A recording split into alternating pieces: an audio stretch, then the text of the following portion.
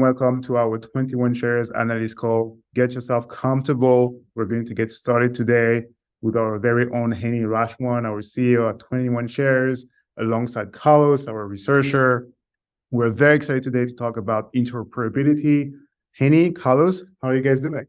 Doing great. How about you? Good. Doing great. Hany, how are you? No complaints. I'm enjoying the cooler weather finally this year. That's fantastic. Where are you in the world? Are you in New York? I'm in New York. You're in New York? Fantastic. What about you? I'm in Guatemala. It's beautiful. Is it cool weather there as well, or are you? Oh, it's hot. The sun out. The sun out, yeah. First, I want to thank Hany for joining the analyst call. It's been quite some time since you joined the first analyst call together back in March when we had the USDC issue. Very thankful for your time. Hany is going to be with us for about 15 minutes. Thank you so much for your time again. And let's get started. So the agenda today is to talk about some of the most important innovations that we've seen in the crypto industry. People talk about tokenization. People are super excited about the possibilities of tokenization and some of these primitives that we see today. However, one of the key issues that we see in the market is how blockchains can connect with one another. And Hany is going to walk us through the history of interoperability and why it matters. What are the current hurdles and obstacles that we see today with the current solutions, and how we come in to provide a clear framework and standard for the industry to move forward. Hany, without further ado, let's get started with the history, why tokenization, or I would say interoperability in that case, for the end use cases is super important. Absolutely. So I think let's start even before that. When you hear words like interoperability or convergence, I think they sound quite confusing and it's not really clear what we're talking about. The simplest way of thinking about it is this is how we scale up the blockchain and crypto to be 10,000 times larger than what it is today. When we are talking about everything will be tokenized, that stocks should be trading 24 hours a day, that we should be able to have every market in this decentralized global financial system. This is what we're talking about. And so whenever you think about convergence or interoperability, just think about the traditional world and the crypto worlds being indistinguishable, being much the same, where perhaps the end customer doesn't actually realize whether what they're doing is in the traditional world or in the crypto world. And while that may seem really crazy to think about now, and if anyone has experienced basic crypto user experience and user interfaces, the wallets, the protocols, DeFi, etc., it is quite clear that we're early in this journey. But I think it's just important to take a step back and think about what does convergence and interoperability mean? They simply mean scaling this up and expanding beyond just crypto. The blockchain is an amazing record-keeping system and a system for moving values back and forth. At some point, it would benefit us to move more than just crypto assets. At some point, adding dollars to the mix has clearly been very popular. Adding gold to the mix has been very popular. And we're seeing more and more of these things.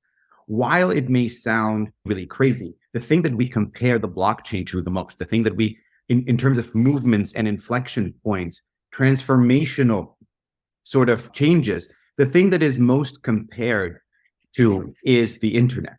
And if you think about the internet, it experienced the very same dynamics. In the 1990s, the internet was much broader than it was in the 80s. In the 80s, you'd have to go into specific buildings, specific geographies to even experience it. In the 90s, it became more ubiquitous. In the 2000s, it became not only more ubiquitous, but more mobile, so that we had it on all of our mobiles.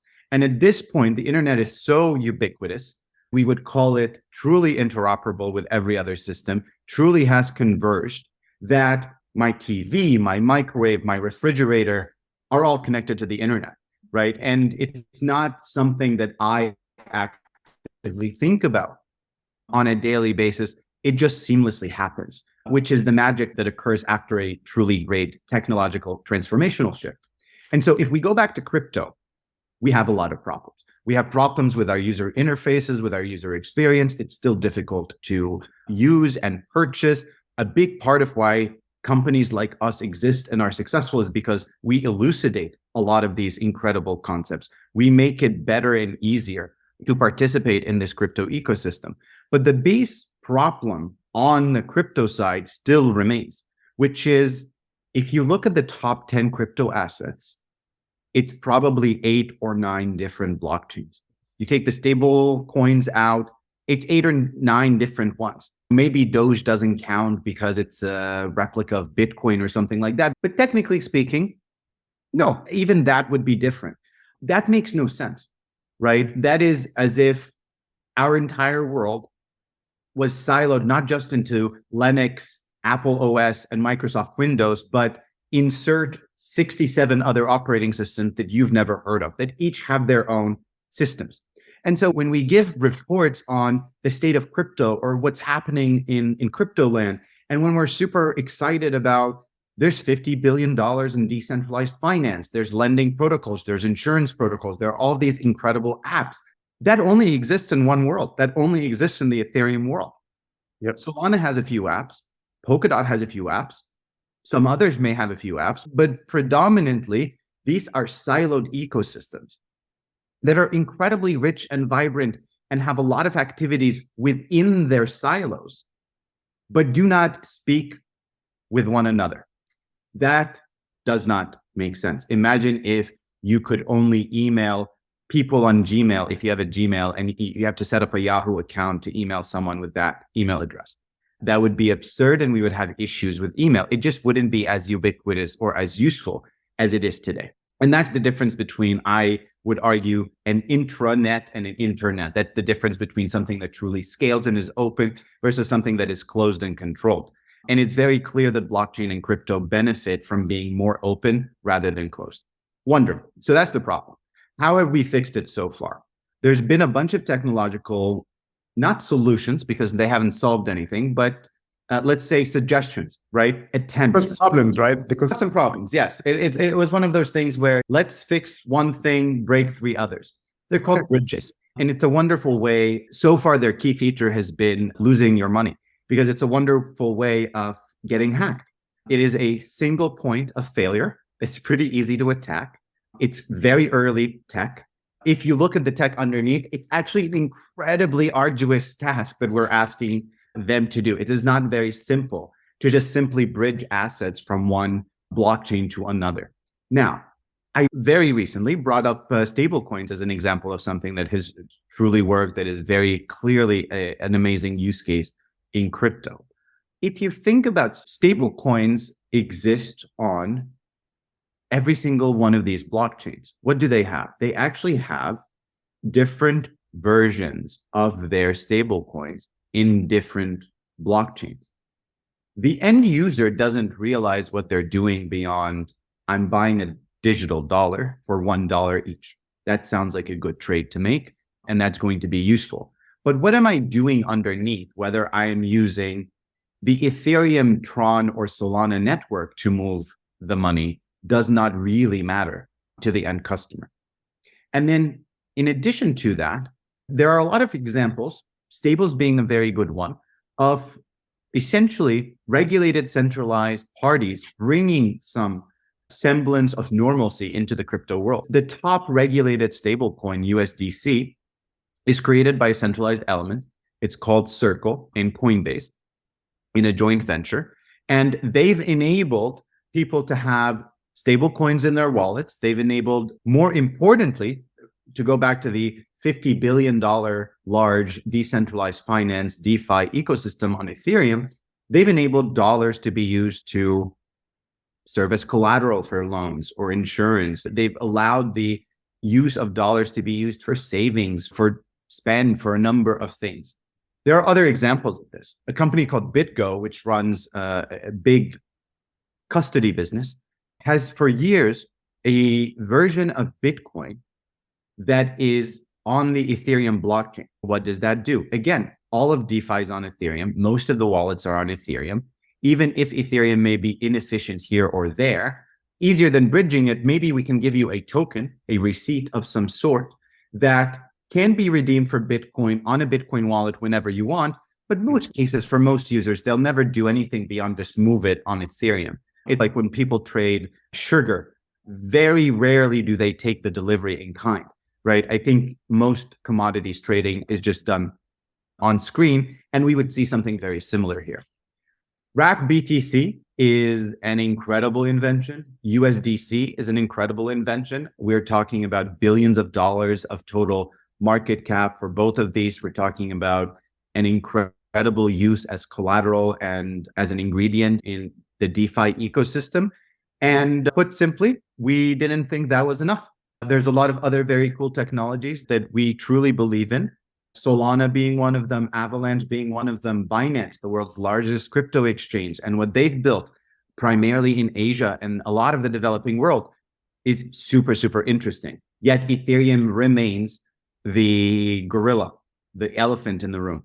And so what we've done, and this is just step one on a multi-pronged strategy on the token side, is we've launched a number of wrapped assets. So now under 21 Co, you can go and purchase 21 Sol, which is a version of Solana that is physically backed, demonstrably shown with proof of reserves on the blockchain that it is physically backed by Solana, but that you can have in a MetaMask Ethereum wallet, that you can have in an Ethereum protocol, that you can serve very well without changing any of the infrastructure that the vast majority of people in crypto are on. We have 8 of these wrapped assets. We launched the wrapped assets so that companies, protocols, DeFi players, as well as retail can purchase them, can hold them, can greatly use them. We're going to use our own wrapped assets to make baskets at some point soon. But already we've seen a few partners. The largest on-chain asset manager, Index Group, just used our wrapped assets to launch a top 10 index. And we have 2 upcoming partners over the next month or so that will also use our wrapped assets as ingredients. This in addition to, of course, this being used by retail, this being used by treasuries, this being used by a number of other players. Overall, we think this is a very necessary step towards interoperability and convergence. We have 2 different worlds, the traditional and the crypto world, that at the current moment don't really communicate too much. They're not really connected.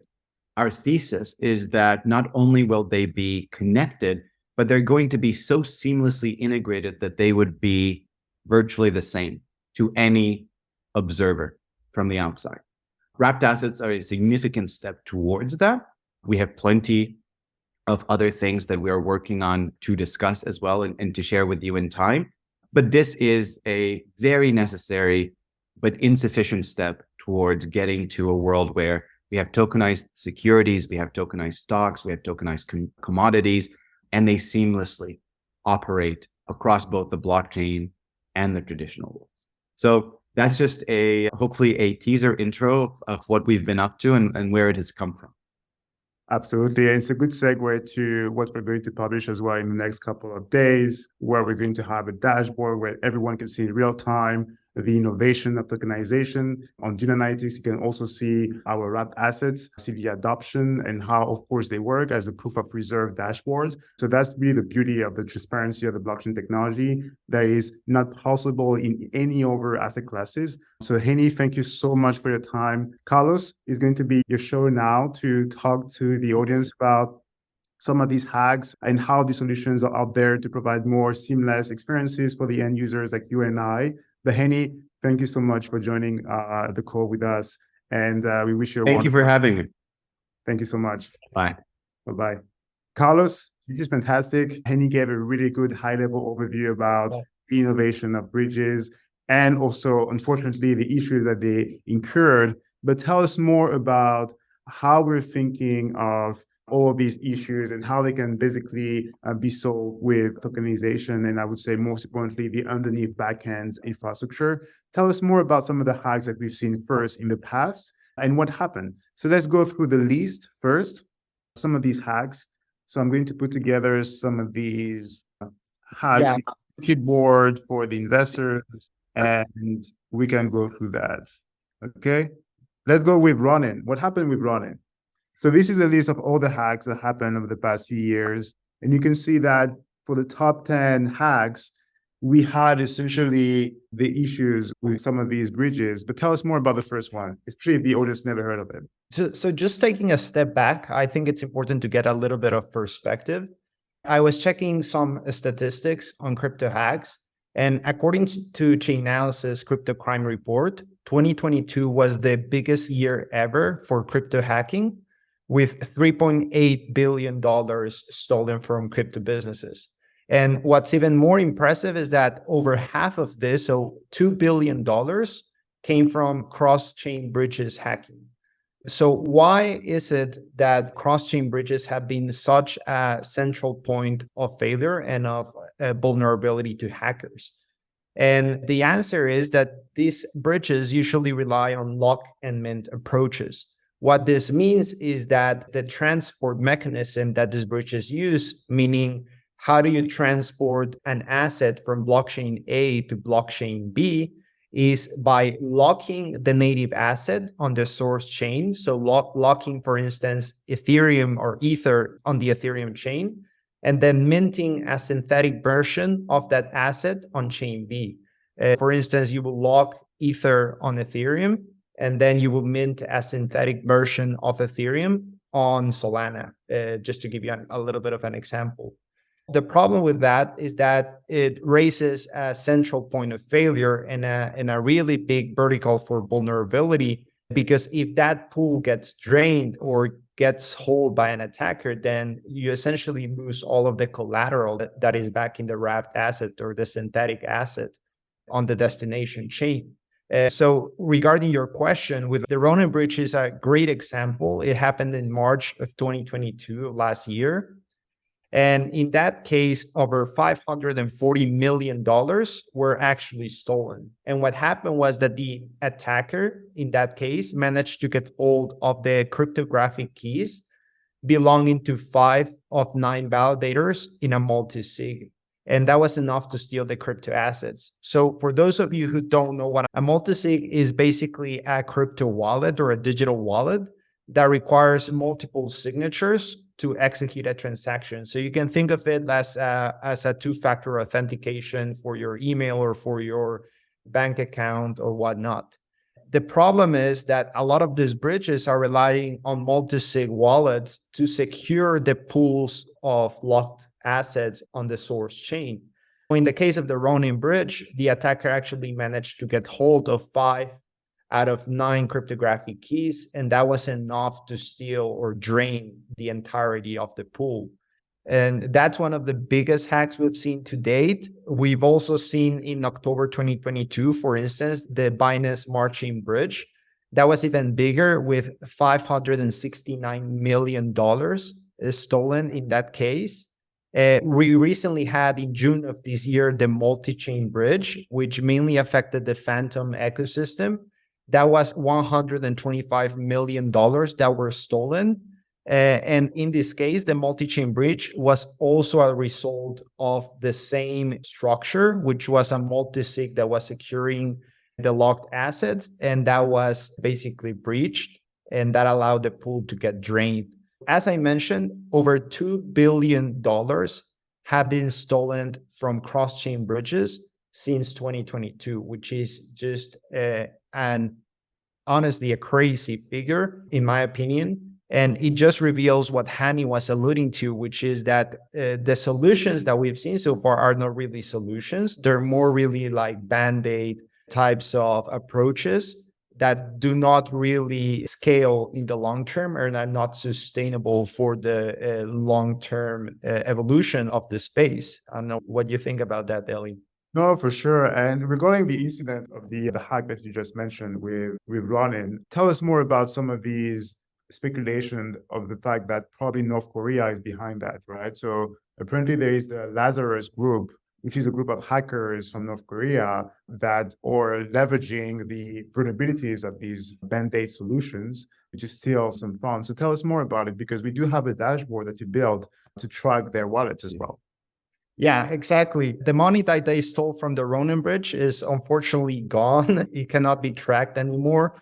But Lazarus group, as you alluded to, is a group of North Korean hackers that have been responsible for many hacks that have taken place in the crypto space in the past couple of years.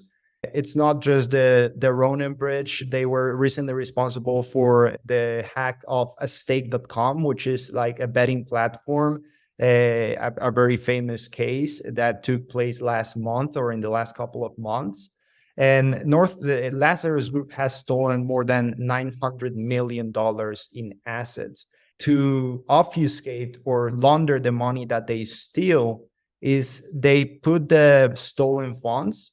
Let's say that if they steal some altcoins, which are not very liquid, they convert them to Bitcoin and Ether, which are the most liquid crypto assets.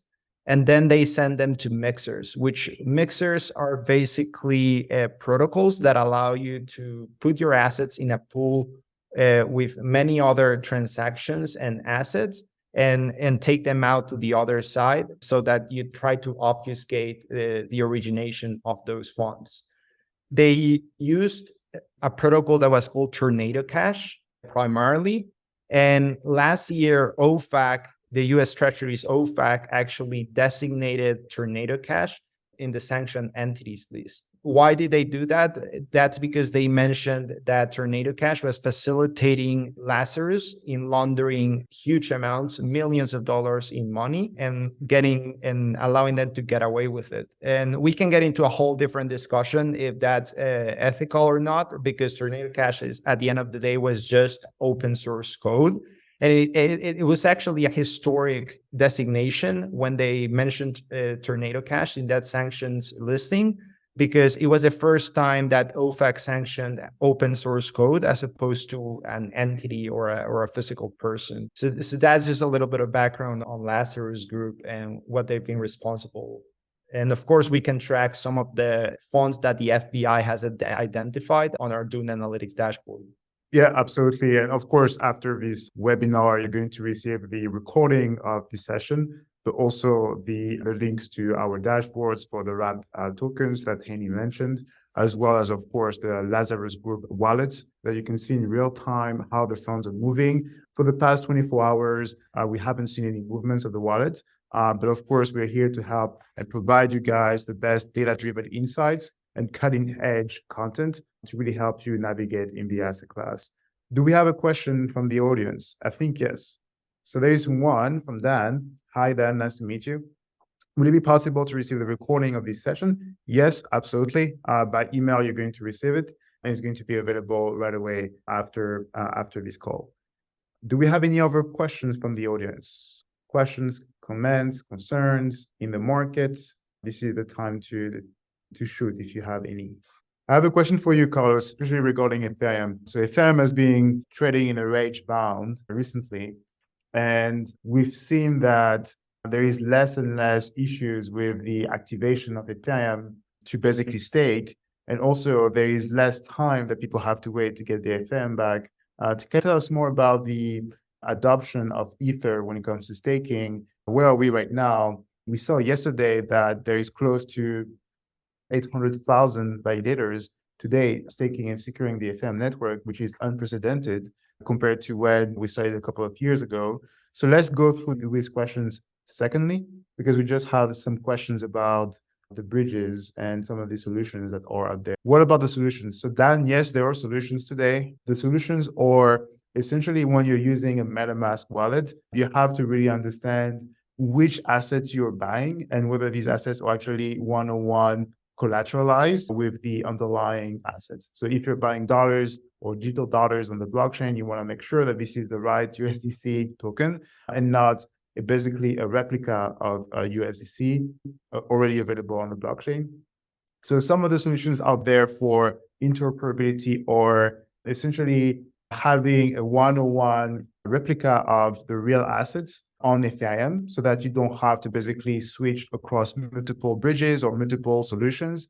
That takes a lot of technological risks, as we mentioned with the hacks, but also financial risk when it comes to the fact that some people may lose their assets, as well as losing a lot of money through transaction fees when they have to go through hoops across multiple solutions. And that's why wrap assets are very interesting, to provide basically access to assets that are not compatible with Ethereum, and now available on Ethereum in a seamless manner, as if you were about to buy any other tokens in the same standard. So today, for example, if we are trying to have a webinar call and we're all using different laptops, the fact that our laptops are different in nature and design does not prevent us to use the underlying technology of the internet like TCP/IP, where we're able to have the Zoom call. If you're trying to send an email, we're all using the same protocol, which is SMTP, that nobody think about in order to be able to communicate with one another in a professional setting or in a personal environment. And that's why these standardized protocols are extremely important to leverage in order to avoid these intermediary solutions that are yet to be technologically proven and battle tested. So that's about the solutions. And that's a great question, Dan. So thank you so much. The other question is, bridges are bad. So what else can be done to address cross-chain challenges? Carlos, you want to take this question? Yeah, absolutely. So the security of many bridges can be determined by the verification mechanism and the transport mechanism. As I mentioned previously, the reason why many bridges have had many vulnerabilities in the past is because they use a lock and mint approach, and that raises a single point of failure. But there are other solutions that have come into the market that different developers have proposed that are potentially more secure. One of the oldest solutions is actually Cosmos IBC. Cosmos IBC does not rely on a lock and mint approach, and it's not externally verified by a third party. With Cosmos IBC, what we have is what we call the native verification. What this means is that the validators, so the stakeholders that are securing both blockchains in a cross-chain communication, they are responsible for actually verifying that transaction is valid.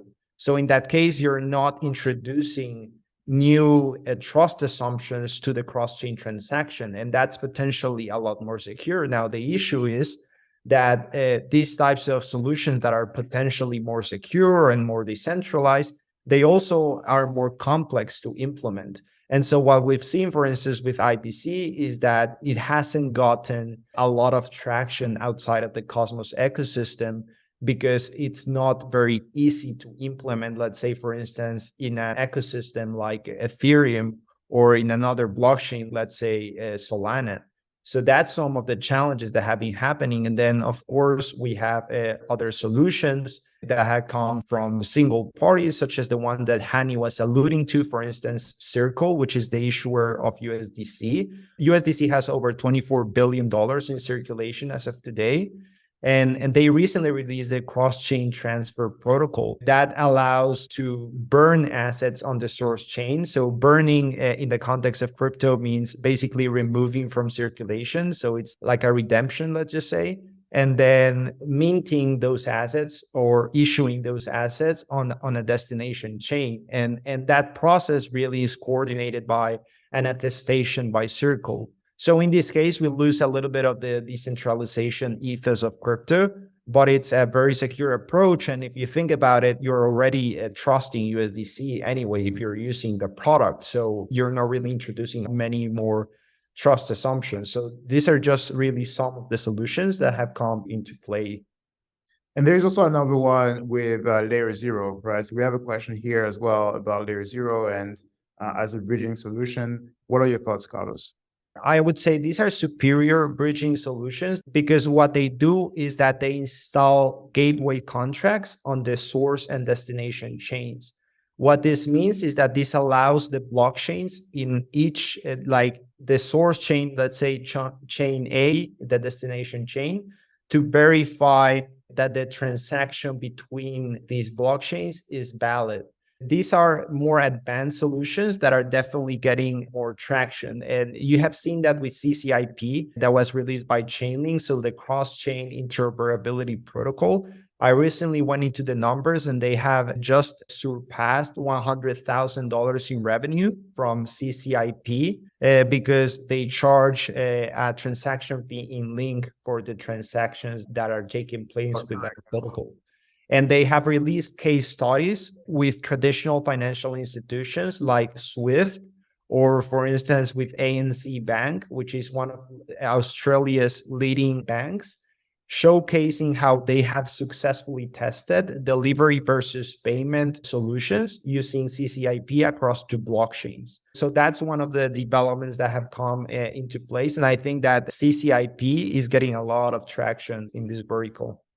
And also, we have yet to see, and that's a good segue as well to the last question that we received from the audience, which is, can we give a overview of your current outlook? So we have yet to see which one is going to be the standard for interoperability, right? It just got started. For example, a couple of years ago, where we had a Cambrian explosion of multiple operating systems, Ethereum, Solana, and Avalanche trying to compete against each other, trying to be the faster Ethereum, the cheaper Ethereum. And now we're seeing more and more innovations around how do we scale blockchains to thousands of transactions per second?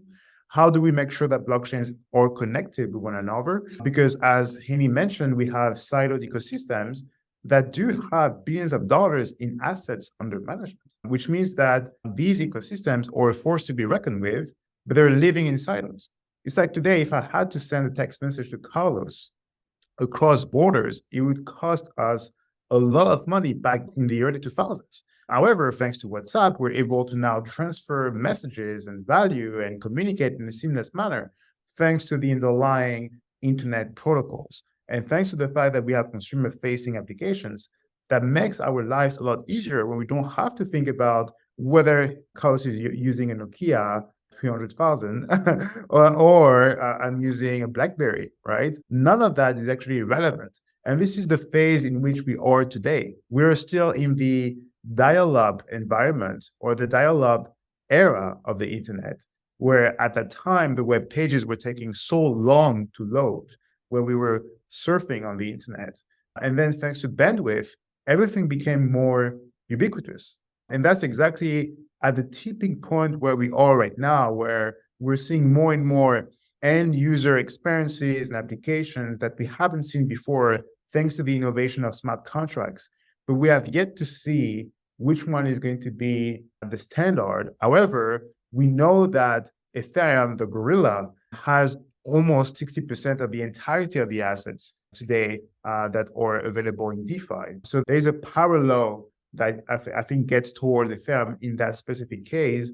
But again, a lot of these blockchains are moving blocks. These are technologies that are going to evolve over time.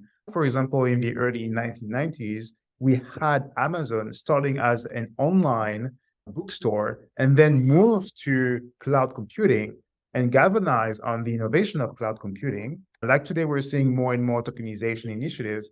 At that time, in 2005, Amazon leveraged cloud computing and now is actually the bedrock for empowering startups and companies with cloud computing infrastructure and storage. And we're seeing that as well with tokenization. This is the early innings where we see multiple central banks like the Monetary Authority of Singapore, the Bank of International Settlements, the Bank of England, leveraging how they can experiment that new technology to build a strategy upon that.